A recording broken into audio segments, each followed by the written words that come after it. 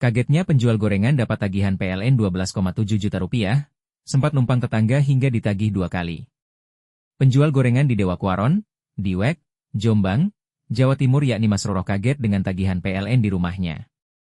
Pasalnya, Mas Roroh tiba-tiba menerima tagihan listrik sebesar 12,7 juta rupiah dari PLN.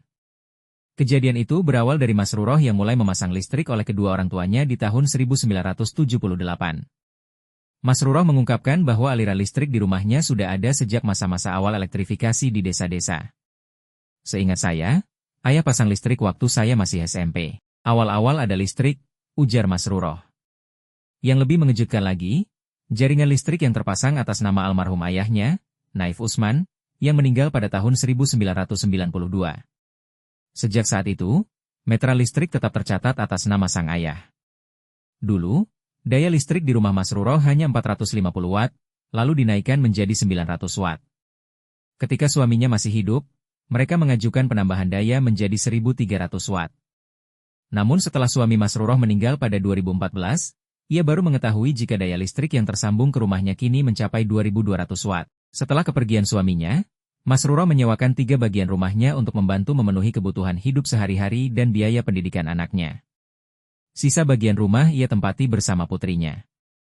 Namun, masalah dengan listrik mulai muncul pada tahun 2022, ketika petugas PLN melakukan pemeriksaan dan menduga ada pencurian listrik. PLN kemudian mengeluarkan tagihan sebesar 12,7 juta rupiah, yang harus dibayar agar aliran listrik bisa tetap menyala. Karena tak sanggup membayar, Mas Roroh hanya bisa pasrah saat listrik diputus pada sekitar Oktober 2022. Setelah listrik diputus, Mas Roroh terpaksa menyambung aliran listrik ke rumah tetangga yang masih berada dalam satu kompleks. Namun, masalah kembali muncul beberapa waktu lalu. Menjelang Idul Fitri, ia menerima pemberitahuan tagihan listrik sebesar 12,7 juta rupiah, yang harus dilunasi agar aliran listrik bisa kembali berjalan. Selain itu, meteran listrik tetangga yang ia gunakan juga tidak bisa mengisi token seperti biasa. Mas Roroh mengungkapkan kekesalannya dengan kondisi yang dihadapinya.